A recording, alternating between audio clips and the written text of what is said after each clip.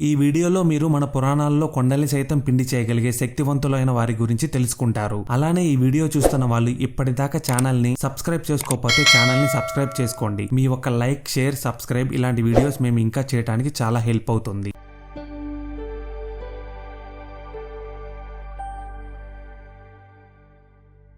మన పురాణాల్లో ఎన్నో కథలు, యుద్ధాల గురించి మనం తెలుసుకునే ఉంటాం. అలానే ఎంతో మంది మహావీరులు తమ కండబలంతో కొండల్ని సైతం పిండి చేయగలిగే శక్తివంతులు, శత్రువులకు వణుకు పుట్టించే మహాయోధులు ఎంతో మంది ఉన్నారు. అలాంటి వారిలో కొంతమంది గురించి ఇవాళ మనం తెలుసుకుందాం. మొదటగా ఆంజనేయ స్వామి. శ్రీరామదూత హనుమంతుని గురించి ప్రత్యేకంగా చెప్పాల్సిన అవసరం లేదు. ఆయన బలం గురించి మన అందరికీ తెలిసిందే. సత్యయుగంలో మహాశివుడు ఆంజనేయుడిగా అవతరించాడని నమ్ముతారు. రామాయణంతో సహా ప్రపంచంలోని అనేక గ్రంథాలలో ఆయన శక్తి గురించి రాయబడింది. సంజీవుని పర్వతాన్ని వంటి చేత్తో తీసుకురావటం నుంచి ఒక్కడే వెళ్లి రావణుడి లంకను చిన్నాభిన్నం చేయటం వరకు ఇలా అనేక సందర్భాలలో మనం హనుమంతుడి పరాక్రమణం గురించి తెలుసుకున్నాం. అయితే రాముడు, శ్రీకృష్ణుడు భూమిపై అవతరించి తిరిగి ఈ లోకాన్ని విడిపోయిన ఆధారాలు మన పురాణాల్లో ఉన్నాయి. కానీ హనుమంతుడు అవతారం చాలిచ్చినట్లు మాత్రం వాటిల్లో పేర్కొనలేదు. అయితే హనుమంతుడు ఇప్పటికీ సజీవంగా ఉన్నాడని, హిమాలయాల్లో ఎక్కడో ఉంటూ రామజపం చేస్తూ ఏకాంతంగా ఉన్నాడని, కలియుగంలో విష్ణువు యొక్క 10వ అవతారమైన కల్కి ఆవిర్భావం సమయంలో అతను తిరిగి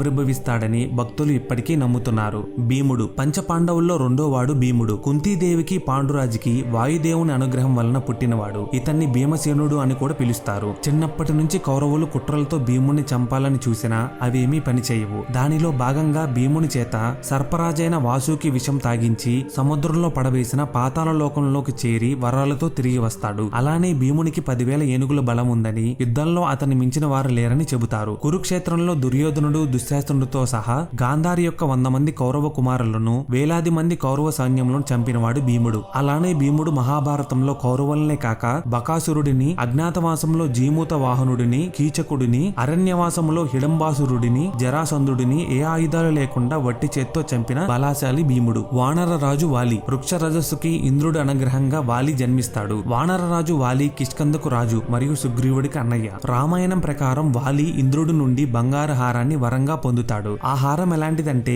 వాలి ఎప్పుడైతే ఆ హారాన్ని ధరించి తన శత్రువులను యుద్ధరంగంలో ఎదుర్కొంటాడో అప్పుడు తన శత్రువుల శక్తిలో సగం క్షీణించి వాలికి ఆ సగం శక్తి లభిస్తుందని బ్రహ్మదేవుడు వరమిచ్చాడు. దానితో వాలిని మహామహా వీరులు కూడా ఓడించలేకపోతారు. వాలి ఎంత శక్తివంతమైన వాడంటే, ఒకనాడు లంకాధిపతి అయిన రావణుడు తనను మించిన వీరుడు లేడని అహంకారంతో వాలితో యుద్ధానికి తలపడి వాలి చేతిలో ఓడిపోతాడు. దీనిని బట్టి మీకు అర్థమయ్యే ఉండొచ్చు వాలి ఎంత శక్తివంతమైన వాడని. బాహుబలి. వృషభనాథుడికి 2 కుమారులు. ఒకరు భరతుడు, ఇంకొకరు బాహుబలి. బాహుబలి సొంత ఊరు బహుధాన్యపురం. అదే నేటి నిజామాబాద్ లోని బోధాన్. చరిత్ర ప్రకారం బోధాన్ రాజధానిగా దక్షిణ భారతదేశాన్ని పాలించుకోవటానికి ఆయన తండ్రి అయిన వృషభనాథుడు బాహుబలికి అనుమతిస్తాడు. అప్పటికే ఉత్తర భారతదేశంలో అనేక రాజ్యాలను జయించిన బాహుబలి సవత సోదరుడు అయిన భరతుడి కన్ను బాహుబలి రాజ్యంపై పడుతుంది. తన సైన్యంతో భయపట్టి రాజ్యాన్ని లొంగ తీసుకోవాలనుకుంటాడు భరతుడు. కానీ బాహుబలి లొంగకపోవటంతో భరతుడు యుద్ధం ప్రకటిస్తాడు. యుద్ధంలో పెద్ద ఎత్తున ప్రాణ నష్టం వస్తుందని, సైన్యాల మధ్య కాకుండా 2 రాజుల మధ్య యుద్ధం జరగాలని, యుద్ధంలో ఎవరు గెలిస్తే వారికి రాజ్యాన్ని అప్పగించాలని నిర్ణయించుకోవడంతో